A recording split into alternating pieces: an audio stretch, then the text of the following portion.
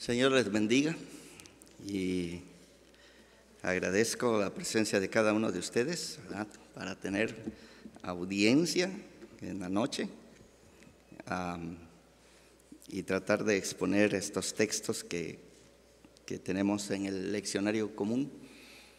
Espero que el viaje que vamos a hacer sea de bendición para ustedes. Yo les invitaría a que abran su Biblia a Mateo 23, déjenla ahí abierta. Hace unos días fui invitado por el seminario nazareno en Costa Rica, Sendas. Tuve la llamada y me dijeron: ¿estarías dispuesto a darnos una conferencia sobre textos de difícil interpretación? Y les dije: sí, claro, está bien. Pasaron los días y después me llegó la lista de los textos de difícil interpretación. Eran 9 y dije: ya me salvé. Qué bueno que esta lista que me mandaron pues realmente no es de difícil interpretación, tal vez para algunos, pero se me hacían más o menos. Y después no logré completar los 9 que me mandaron, hice 7. Me hicieron preguntas que me mandaron por WhatsApp, creo yo, y entonces contesté 2 o 3 preguntas más y bueno, ya salí del problema, ¿verdad? Dije: oh, gloria a Dios, no me ven ningún golpe, todo estoy bien, ¿verdad? Pero entre las cosas que comenté allí, les diría lo siguiente: ha sido mi experiencia a través de los años, porque he combinado pues la predicación, pero también el trabajo de la interpretación. Entonces, en la interpretación tenemos que trabajar con algunos principios que nos conocemos como principios hermenéuticos, que nos ayudan a lograr entender el texto y poder hablar su mensaje.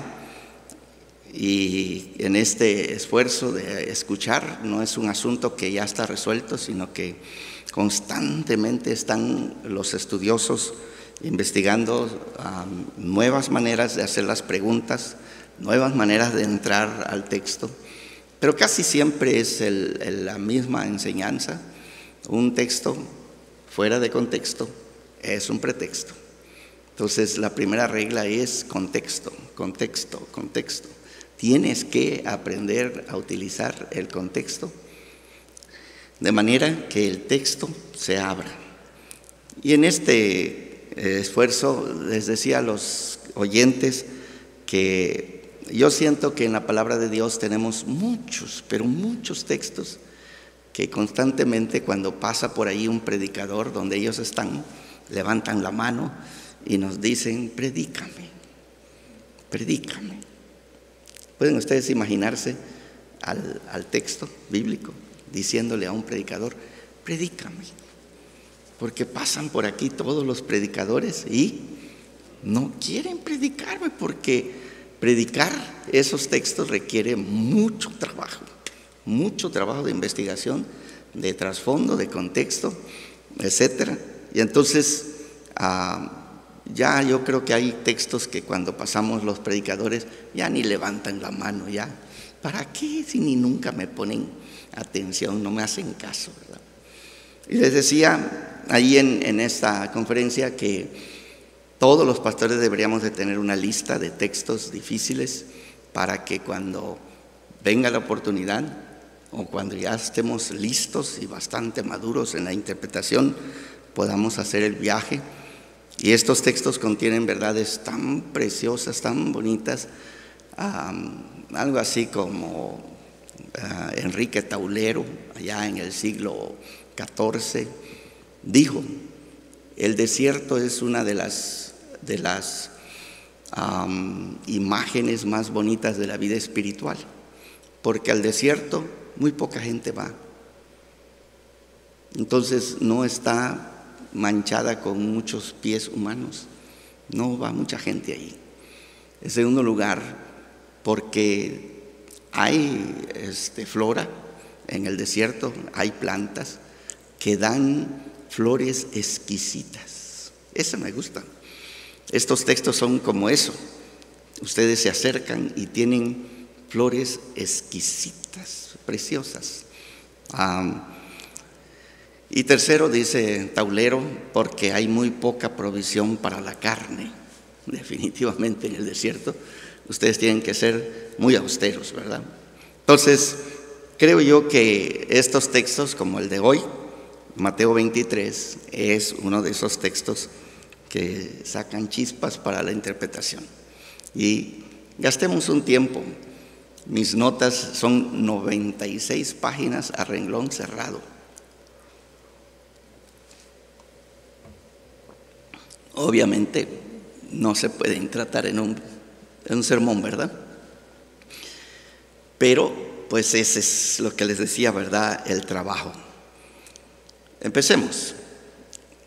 Saben ustedes que el movimiento de los padres del desierto, allá en el tercer siglo y medio, cuarto siglo, quinto, sexto, estos hermanos que abandonaron las ciudades, vieron, ya no queremos vivir en la ciudad, y se fueron a buscar lugares desiertos, y luego allá hicieron diferentes organizaciones, y una de ellas que surgió para permanecer fue el monaquismo, lo que ustedes y yo conocemos como los monasterios. Estos hombres y mujeres, porque sí había mujeres, estos hombres y mujeres hicieron votos, hicieron 3 votos. En el siglo VI, Benito de Nurcia va a añadir un 4.º voto, pero hicieron 3 votos básicos que hasta el día de hoy nosotros necesitamos reflexionar. Rápidamente, el voto de castidad: ni hombres ni mujeres se casan, se quedan célibes toda su vida, y de esa forma ellos pretenden pues servir a Dios, seguir a Jesucristo y ser llenos del Espíritu de Dios. El segundo voto sería el voto de pobreza, que algunos piensan pues que cómo sobrevivían. Pues ellos trabajaban, hacían trabajo. Hay uno que me encanta de los padres que dice: ¿y cómo obedeces el texto que dice orad sin cesar? Él dijo: yo hago mi esfuerzo de orar tanto como puedo, pero luego lo que hago con mis manos, trabajo de mis manos, y lo que yo gano, dejo una moneda fuera de mi celda, y algunas personas vienen y se llevan la moneda, y ellos oran por mí y completan el día. ¿Qué les parece? Sí, y así oramos sin cesar.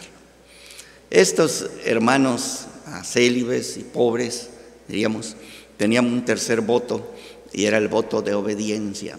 Ellos abandonaban toda idea de que ellos iban a hacer lo que ellos quisieran. Al contrario, ellos se sometían a la dirección del abad, que era el que dirigía los monasterios, y sus anécdotas son interesantes. ¿Quieren leerlas? Están en las grandes colecciones de esta literatura. Hay una que me gusta. El abad le dice: toma ese balde y ve al arroyo y trae agua. Pero el balde no era como los que nosotros tenemos de peltre o algo así. Era tejido. Y aunque estaban bien tupidos, cuando el monje llegó al arroyo, metió el balde, lo sacó, obviamente el agua se estaba escapando, ¿verdad? Y cuando llegaba, tenía que echar el agua en una vara seca que estaba ahí sembrada. Pues ya casi no llegaba nada, y tiraba el poquito de agua que le caía ahí, y tenía que regresar, y venía, iba y venía. Pero un día la vara brotó y luego dio frutos, y el abad le dice: ya ves, esos son los frutos de la obediencia. Estas son una de un montón de anécdotas que les encantaría leer, frutos de la obediencia. Benito añadió el voto de la estabilidad. Algún día les hablaré acerca de ese voto. El capítulo 23 del Evangelio de San Mateo nos presenta un problema muy delicado, hermanos. Y las personas que se han acercado para tratar de discernir qué es lo que está diciendo el evangelista, encuentran que este capítulo tiene una incesante animosidad que está fuera del carácter de Jesús. Si ustedes piensan de Jesús de Nazaret, aún en circunstancias muy tensas, el Señor Jesucristo es una persona ecuánime, tranquila, pacífica, no va a gritar, no va a regañar, no va a hacer estas cosas porque parece que están fuera del carácter de la persona de nuestro Señor Jesucristo. Y también este texto parece ponerse en agudo contraste al mandamiento de amar al prójimo, que aparece en el capítulo 22, versículo 34, que inmediatamente precede pues a este capítulo y el mandamiento que encontramos en el capítulo 5, 43 al 48, de amar a nuestros enemigos. Si te dan una bofetada en la mejilla, ¿qué dijo el Señor Jesús? Muéstrale la otra. Si te pide la capa, ¿qué dijo el Señor Jesús? Dale el capote.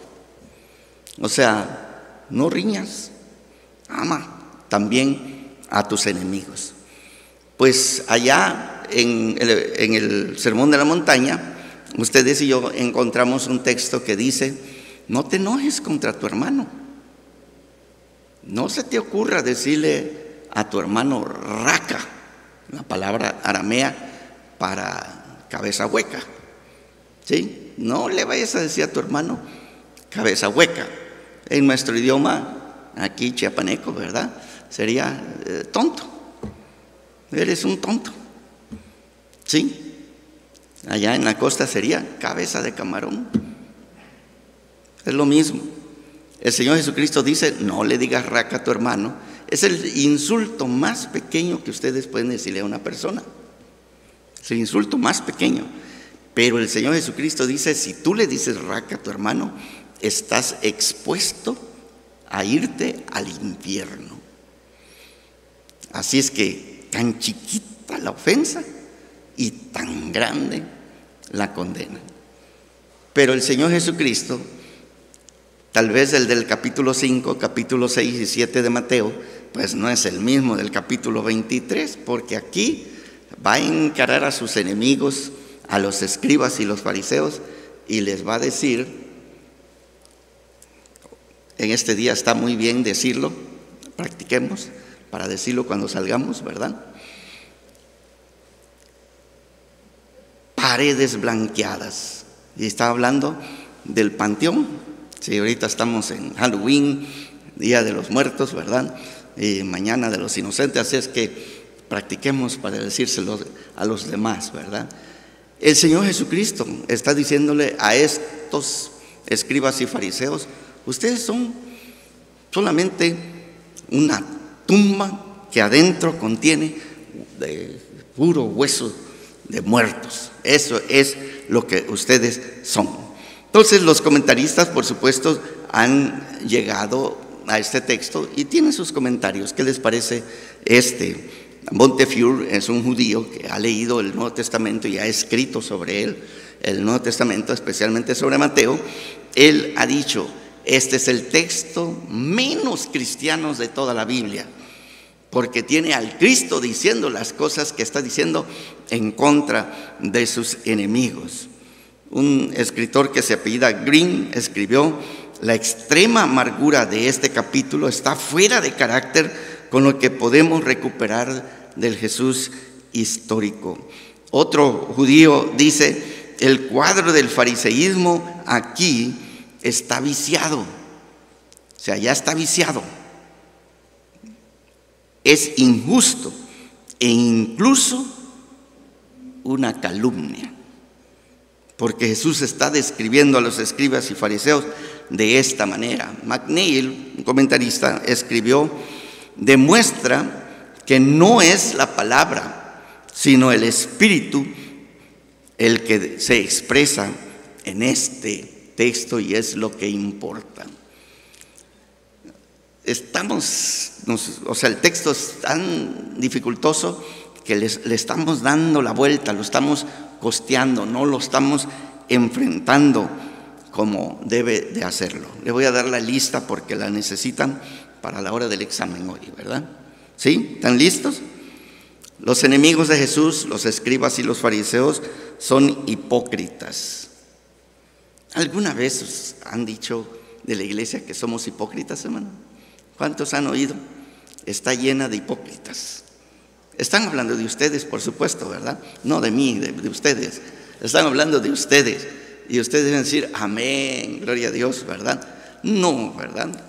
Me encanta una anécdota de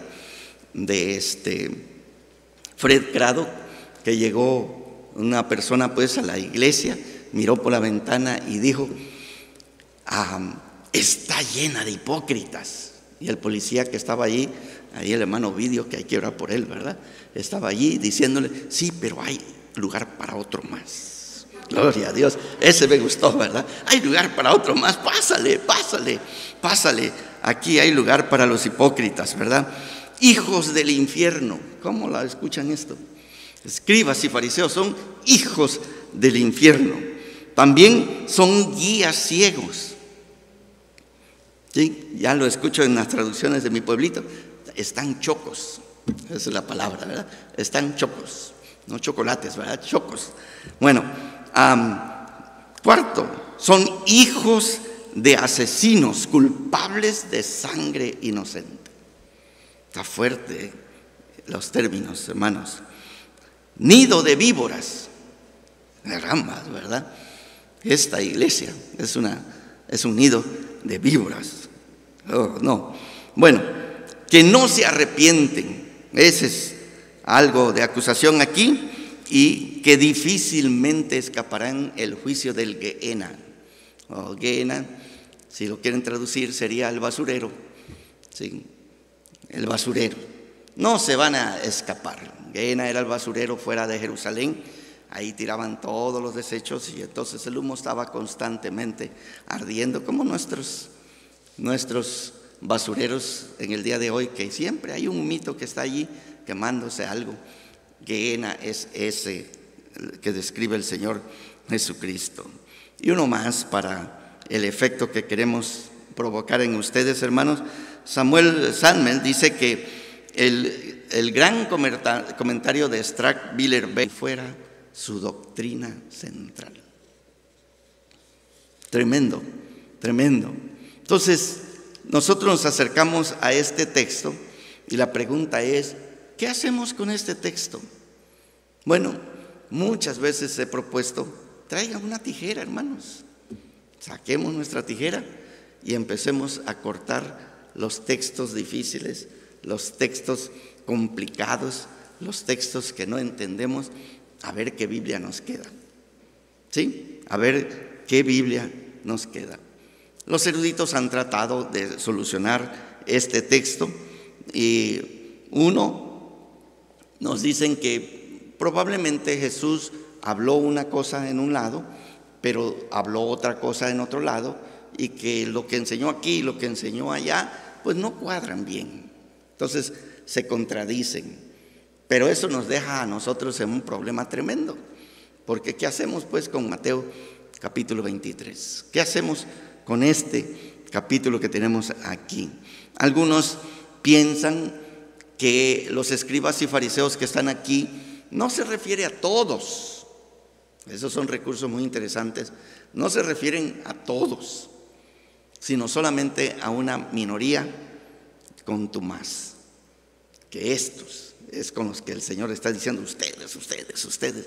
Pero el resto no. Interesante. ¿Alguna vez ustedes han expresado alguna opinión que de verdad es un prejuicio que uno tiene y luego se le olvida que la persona que está allí es de quien estamos hablando? Y nosotros rapidito decimos, no, pero no estoy diciendo nada de ti, ¿verdad? Nada de ti. Un día estaba con Steve, ¿se acuerdan de Steve Sickle?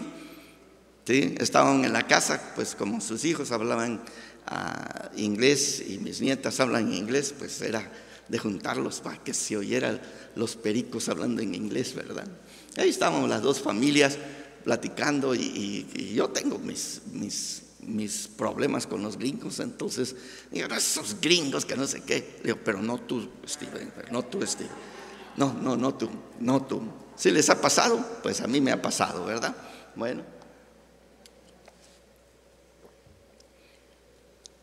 Que el Señor Jesús está hablando a un grupito en particular. Y tercera opción, que Jesús no expresó lo que estamos leyendo aquí y que el culpable de que esté así como está es Mateo.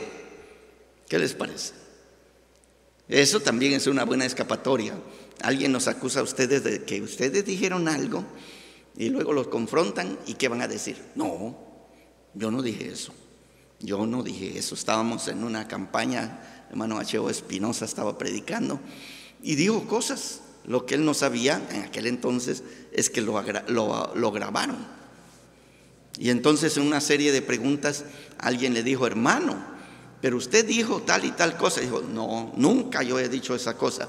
Y sale el otro con su grabadora, lo pone y estaba diciendo exactamente. Dice, pero no quise decir eso. ¿Qué les parece? Es un buen recurso, ¿verdad? Entonces, si me preguntan, escribas y fariseos, ustedes tumbas blanqueadas.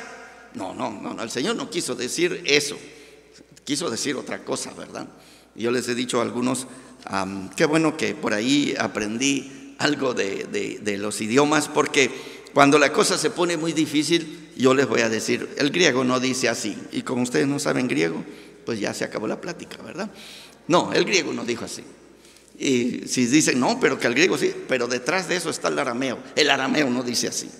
Bueno, como quiera que sea, ustedes y yo tenemos capítulo 23 de Mateo en nuestra Biblia. ¿Sí lo tienen ahí en su Biblia? ¿Sí es parte de su Biblia o no es parte de su Biblia? Bueno, este capítulo, hermanos, es demasiado largo como para sentarnos y hablar a todos los detalles. Pero quizás algo que pudiéramos nosotros rescatar de esta discusión es el contexto de Mateo. Contexto de Mateo. El Señor Jesucristo ha venido enfrentando a sus enemigos. Sus enemigos lo acosan, lo persiguen, le ponen trampas y están esperando que en algún momento el Señor Jesucristo tropiece. Y cuando tropiece, no le van a tirar chocolates, hermano. Lo que van a hacer es matarlo. Eso es lo que viene. Entonces es un hostigamiento terrible que lo traen al Señor Jesucristo. Y desde el capítulo 21 la cosa se ha puesto más tensa. Y entonces necesitamos recuperar bastante de este contexto. Este es un sermón, no puedo hacer eso, es demasiado darle vuelta. Pero para apreciar este capítulo 23, nosotros tendríamos que regresar pues hasta el capítulo 21. Él ha entrado a la parte del templo, a la corte del templo. Él ha echado fuera a estas personas que están vendiendo. El pleito se ha arreciado entre él y sus enemigos. Y en este texto, Mateo está haciendo un trabajo excelentísimo. No tengo tiempo tampoco de mostrar estos detalles, pero si ustedes recuerdan, Marcos, antes de llegar al capítulo 13, en el capítulo 12, que serían los paralelos a esto que tenemos, tiene una historia de una viuda. ¿Se acuerdan de una viuda que a la hora de la ofrenda sacó una blanca y lo puso? Y luego ya viene el capítulo 13 de San Marcos, que es el discurso apocalíptico. Aquí en Mateo es el capítulo 24. Pero antes del capítulo 24, Mateo tiene este capítulo preparado y desde el 21 viene preparándose. Se ha arreciado el pleito entre ellos. Y al abrir el capítulo 23, él los va a acusar. Y la acusación es en serio, porque quien está acusando a los escribas y fariseos es nada menos que el Hijo del Hombre, que se va a sentar en su trono y juzgar a todas las naciones. Y aquí el juicio de Dios está cayendo sobre estas personas. Entonces, tenemos ese contexto. Y luego el capítulo 24, si ustedes quieren adelantar tantito ahí para ver algo de contexto, en el capítulo 23, versículo 37, el Señor Jesucristo está lamentándose por Jerusalén. Jerusalén, Jerusalén, que matas a los profetas y apedreas a los que te son enviados. Es exactamente lo que va a pasar en los siguientes capítulos. ¿Cuántas veces quise juntar a tus hijos como la gallina junta sus polluelos debajo de las alas y no quisisteis? Este contexto nos ayuda tremendamente. Hermanos, este es un hecho. El Señor Jesucristo amó a sus enemigos. El Señor Jesucristo amó a sus enemigos y les dedicó a ellos sus más preciosas parábolas, ¿saben? Esto es un descubrimiento, diríamos nosotros, de contexto preciosa. El Señor Jesucristo no está tomando venganza, está trayendo juicio. Pero el Señor Jesucristo no está trayendo un juicio de odio, de venganza, de desquite contra aquellos que lo vinieron acosando. Lucas captura este espíritu en la cruz cuando dice: perdónalos, porque no saben lo que hacen. Entonces, necesitamos capturar esto para poder apreciar el texto. Y luego, aquí sigue en nuestro texto el anuncio, versículo 38, y aquí vuestra casa os es dejada desierta, porque os digo que desde ahora no me veréis hasta que digáis: bendito el que viene en el nombre del Señor. Señor Jesucristo entra al capítulo 24 para anunciar la destrucción del templo y de los grandes eventos cataclísmicos del futuro. Cuando Jesús salió del templo y se iba, se acercaron sus discípulos para mostrarle los edificios del templo. Respondiendo, Él les dijo: ¿veis todo esto? De cierto os digo que no quedará aquí piedra sobre piedra que no sea derribada. Lo que quisiera, hermanos, que notaran en contexto es que estos textos que tenemos aquí para interpretar, pues nosotros nos encontramos con un Cristo que ha hecho todo lo posible para ganar a estos escribas y fariseos que crean en Él. Y estos cada vez se fueron poniendo más reacios, y ahora están buscando la oportunidad para matarlo. Es a ellos a quienes les dedica estas palabras del capítulo 23. Si ustedes ven allí y regresan al capítulo 22, versículo 13, dice, versículo 15: entonces se fueron los fariseos y consultaron cómo sorprenderle en alguna palabra. Capítulo 22, versículo 34, entonces los fariseos, oyendo que había hecho callar a los saduceos, se juntaron a una, y uno de ellos, intérprete de la ley, preguntó por tentarle. O sea, ya está la cosa muy aguda. Versículo 41, y estando junto a los fariseos, Jesús les preguntó. Entonces, tiene un frente aquí. Pero con este trasfondo, si ustedes van conmigo, capítulo 23, versículo 1, miren cómo empieza este discurso. Entonces habló Jesús a la gente y a sus discípulos diciendo: en la cátedra de Moisés se sientan los escribas y los fariseos. Conmigo, hermanos. Noten ustedes cómo Mateo ha identificado no un frente, sino tres frentes. Con Jesús son cuatro. Cuatro artistas están aquí danzando el drama, ¿sí? Y de nuevo no puedo explayarme porque es demasiada información.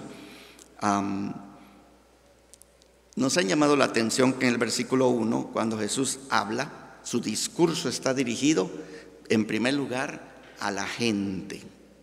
A la gente. ¿Quién es esta gente, hermanos?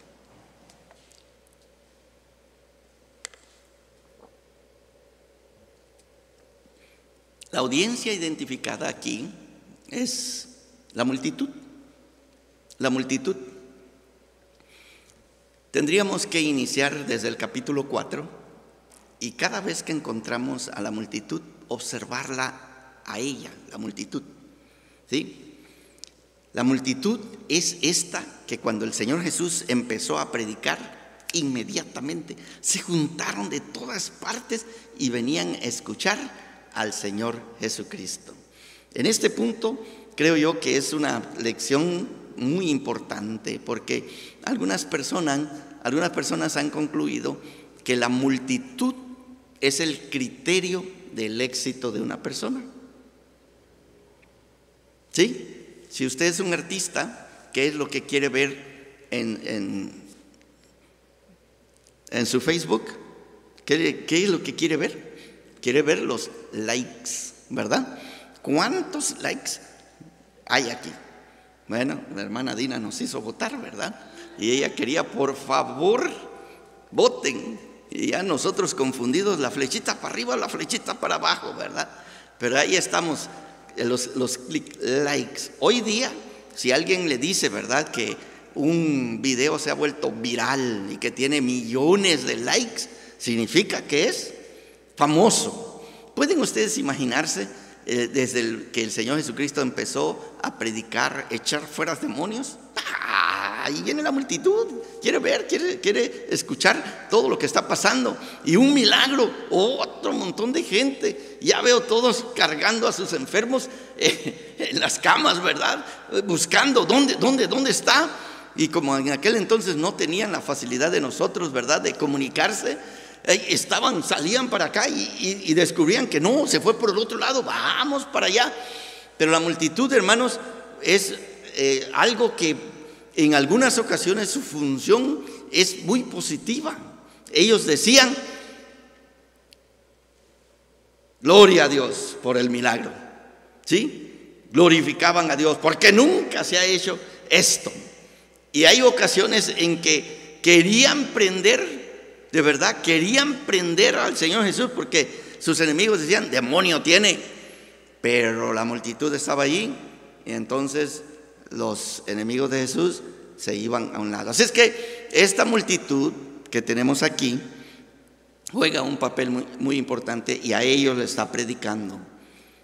¿Sí? En el contexto que estamos viviendo ahorita, hermanos, el Señor Jesucristo estaría predicándole a la congregación. Es a ustedes, la congregación, a quien está dirigida este texto en particular. ¿Y por qué? ¿Por qué está dirigido a nosotros, hermanos? Bueno, porque nosotros, la multitud, somos así de flexible. Cuando las cosas van bien, nosotros estamos bien. Si ustedes escuchan, y me encanta escuchar a los hermanos, no, es que aquella iglesia está en avivamiento, vámonos todos para allá. A algunos les he dicho, vámonos, yo estoy listo a cerrar con llave el templo cristiano de Tuxtla y vámonos todos a hacer bola allá. Pero escuchen la palabra de Dios. La palabra de Dios nos está describiendo a nosotros como esta multitud que somos volubles, que nos vamos con las noticias, las buenas noticias, las grandes noticias, andamos allá.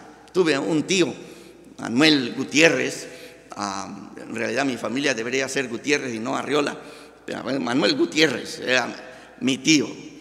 Él sabía, hermanos, allá en la costa, dónde iba a haber bodas, y allí iba a estar. Donde había velorios, hermanos, le encantaban los velorios. De hecho, perdió 3 dedos de su mano porque él llegaba y lo primero que hacía era ofrecerse para tirar los cohetes. ¿Sí? Tirar los cohetes, pues un día el cohete no se fue y explotó en su mano, perdió, pobrecito mi tío. Pero él le conocía todo lo que iba a haber, 15 años, bautismo, lo que fuera. Él estaba allí por un traguito, ¿verdad? Por un tamalito, por lo que fuera, ahí estaba. Nosotros, la multitud, de repente actuamos así, hermanos.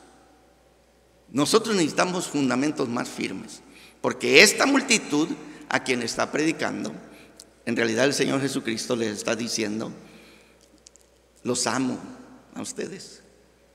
¿Se acuerdan el capítulo 9 y 10 de Mateo? Que vio a la multitud y ¿qué? Tuvo compasión de ellas, porque las vio como ovejas sin pastor. Como ovejas sin pastor.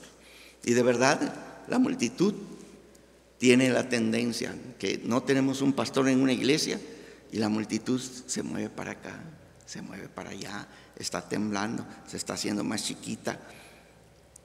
O sea, necesita alguien, un líder que esté cuidándolos enfrente de ella. Y hermanos, nosotros, la iglesia, podemos crecer más allá de eso. Pero como no crecemos, ese es el problema, como no crecemos, finalmente llegamos a ser víctimas de guías ciegos. Y cuando usted y yo nos dejamos guiar por guías ciegos, no hacemos nuestra tarea como la debemos de hacer, ustedes y yo nos exponemos, de verdad, nos exponemos. Me encanta una de las interpretaciones del capítulo 22 de Génesis, cuando Abraham va con Isaac. Y dice este comentarista, Abraham va por pura fe. No sabe cómo va a terminar esta historia. Lleva el cuchillo. Él lleva el cuchillo. Su hijo trae la leña. Sí. Pero Isaac en el camino va feliz, hermano. Porque él confía en su papá. Él confía en su papá. Él sabe que mientras Abraham esté allí, él está seguro. Venía reflexionando hoy algo al respecto. Estos psicólogos dicen que cuando en el volante va un hombre, todos se sienten seguros. Pero cuando va una mujer, van con las uñas clavadas en el piso, ¿sí? Van despiertos mirando cómo maneja. Yo pensaba sobre eso. Si su papá fuera manejando el carro, ¿no irían ustedes tranquilos? Por supuesto, por supuesto. Porque ustedes confían que esa persona sabe lo que está haciendo. Sabe lo que está haciendo. Bueno, trasládenlo al caso de Abraham y de Isaac. Isaac va tranquilo, su papá va manejando, no hay problema. Pero cuando termina la historia, Isaac está tendido en el altar con un gran cuchillo en la garganta. Y toda su confianza en su papá, pues ahí se terminó, porque ahora tiene un tremendo cuchillo ahí. Las congregaciones, hermanos, nosotros, la multitud, corremos esos peligros precisamente. Es que es buenísimo, es carismático, predica, pero ustedes tienen que escucharlo, ¿verdad? Hace milagros, echa fuera demonios. Hermanos, vámonos todos con este guía. Jesús está aquí diciendo, tengan cuidado. Es una advertencia para todos nosotros. Tengan mucho cuidado, porque hay guías que son ciegos. Y quien sigue a un ciego, tanto el guía como los que lo siguen, caen en el hoyo. Les preguntaría, ¿de verdad tienen confianza en su pastor Freddy Arriola? El Señor Jesús les va a decir, no es el camino, hermanos. No es el camino. Esta es la advertencia. ¿Saben por qué este texto es importante? Por esto que le estoy llamando la atención. Este texto nos está diciendo, despacito, despacito, ¿sí? La segunda audiencia, que aquí del versículo 1 dice, entonces habló Jesús a la gente, a la multitud y a sus discípulos. ¿Cuál es la advertencia de Jesús a los discípulos? Ahora, los discípulos son los que eventualmente van a llegar a ser los pastores de esta multitud. Ellos son, digamos, los que están preparándose, y cuando gradúen los van a ordenar y van a ser los apóstoles de toda esta multitud. ¿Qué? ¿Hay advertencia para ellos?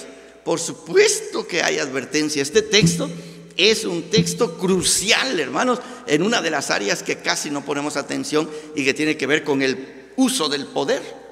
Porque habemos pastores, hermanos, que nos ensañamos de la congregación. ¿Sí? Yo cuando escucho, pues nada más me río y digo, pues allá la multitud, ¿verdad? Aguanta, a ver cuánto aguanta. Que ni siquiera puedo tener un novio sin permiso del pastor. ¿No les gustaría? Un hermano llegó ahí a mi oficina y los muchachos se enamoraron por internet. Y el papá quería que yo le dijera a su hija, no, eso no es de Dios, déjalo. Como no lo hice, empezamos a platicar, pues a dar consejería. Como no lo hice, sacó a la pareja y se quedó conmigo y me dijo, yo vine, pastor, porque yo creía que usted le iba a decir a mi hija, déjalo. Y hermano, yo le aseguro que si usted le hubiera dicho a mi hija, déjalo, ella lo hubiera dejado. Dije, sí, hermano, pero yo no soy Dios. Yo no hago esas cosas. Yo no voy a escoger novio para esta persona, ni novio para la otra persona. Me lavo las manos, hermanos. Así como me escuchan. Yo no tengo nada que ver en el asunto. Que fulano de tal anda con fulano de tal. Bueno, saco mi manual y digo, a ver, ¿dónde los caso por ahí, verdad? Es todo lo que voy a hacer. Pero este punto creo que es crucial porque a estos líderes el Señor Jesucristo les está llamando la atención. Precisamente, ustedes van a ser pastores de la multitud y por lo tanto ustedes tienen que escuchar mi palabra. Escuchemos la palabra y ya nos vamos. ¿Qué les parece, verdad? Versículo 3. Así que, esta es la conclusión, ya terminó el sermón, ¿verdad? Así que todo lo que os digan que guarden, guardadlo y hacedlo, mas no hagáis conforme a sus obras, porque dicen y no hacen. Porque atan cargas pesadas y difíciles de llevar y las ponen sobre los hombros de los hombres, pero ellos ni con un dedo quieren moverlas. Antes hacen todas sus obras para ser vistos por los hombres, pues ensanchan sus filacterias y extienden los flecos de sus mantos y aman los primeros asientos en las cenas y las primeras sillas en las sinagogas y las salutaciones en las plazas y que los hombres los llamen rabí, rabí. Nuestras modas van bien, hermano. Yo no sé si están al tanto de todo lo que está pasando allá afuera. Yo sé que algunos de ustedes están al tanto porque también andan allá afuera. De repente, y fulano de tal, ya está en la iglesia fulana de tal. Bueno, que pida su carta de traslado, se lo damos y le decimos, Señor le bendiga. Algo así, ¿verdad? Pero ya hay iglesias que están pidiendo que los miembros le digan al pastor, papá. Díganme cuándo me van a decir papá.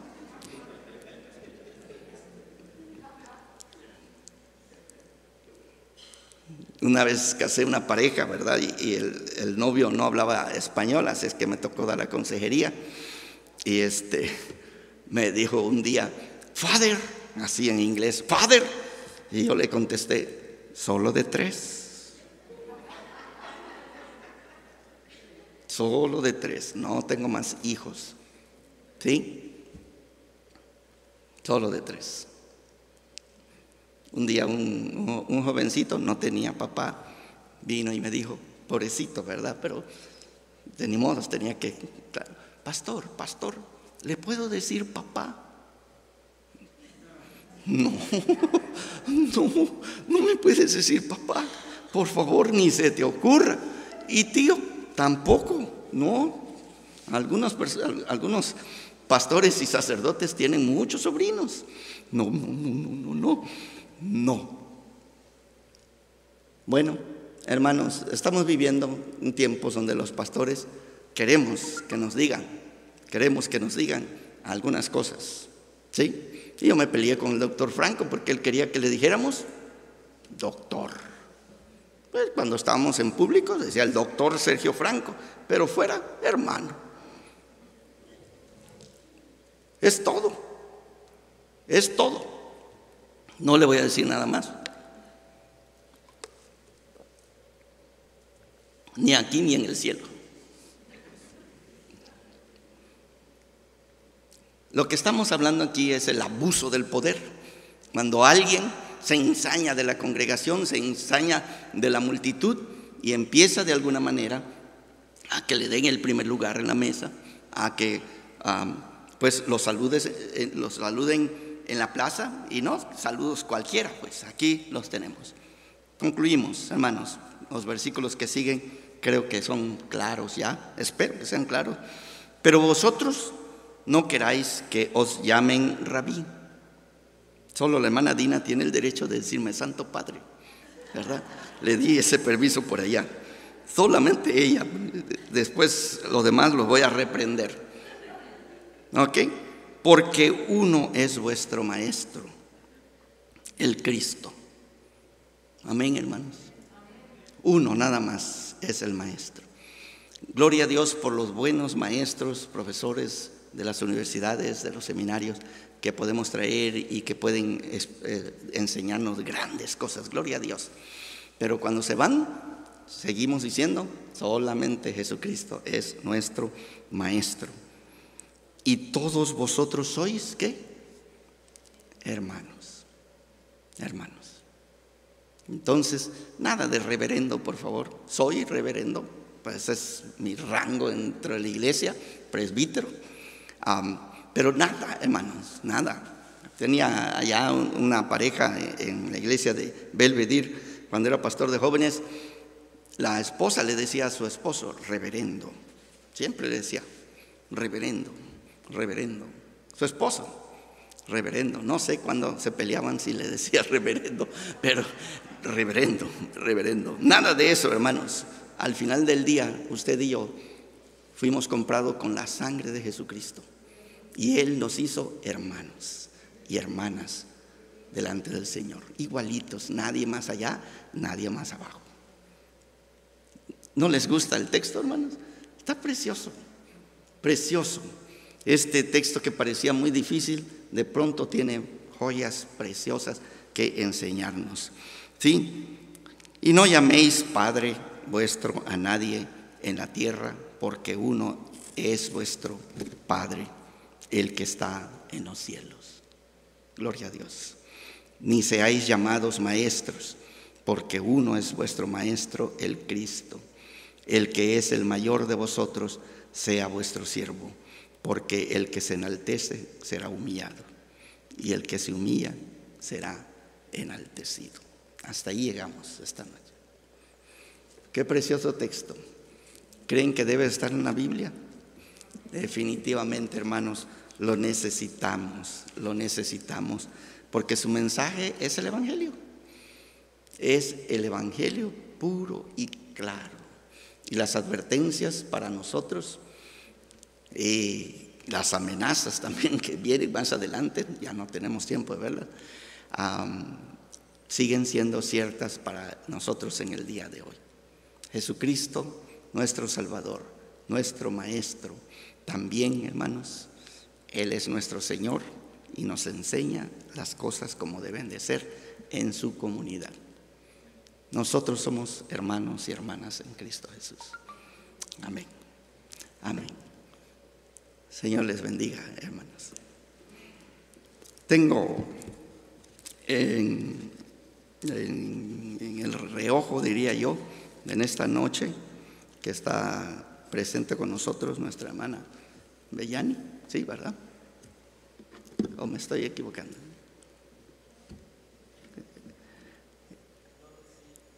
¿Perdón? ¿No? Ok, me equivoqué. Ok, bueno. Les invito a estar de pie, hermanos. Vamos a orar, pedirle al Señor que esté con nosotros esta semana, que el Señor les cuide, les proteja. Oremos, hermanos. Padre Santo, gracias por tu palabra, por la oportunidad de acercarnos a ella y empezar a escuchar lo precioso que ella es en cualquier contexto, en cualquier situación. Tu Hijo, nuestro Señor Jesucristo, Maestro, como tan especial, porque con tu Espíritu también nos enseña hasta el día de hoy. Permite que podamos seguir escuchando estas palabras que nos impactan de maneras muy especiales en nuestra vida. Danos tu bendición, Padre, y que la gracia de tu Hijo, nuestro Señor Jesucristo, llene nuestros corazones, y que la comunión de tu Santo Espíritu permita que nos amemos unos a otros.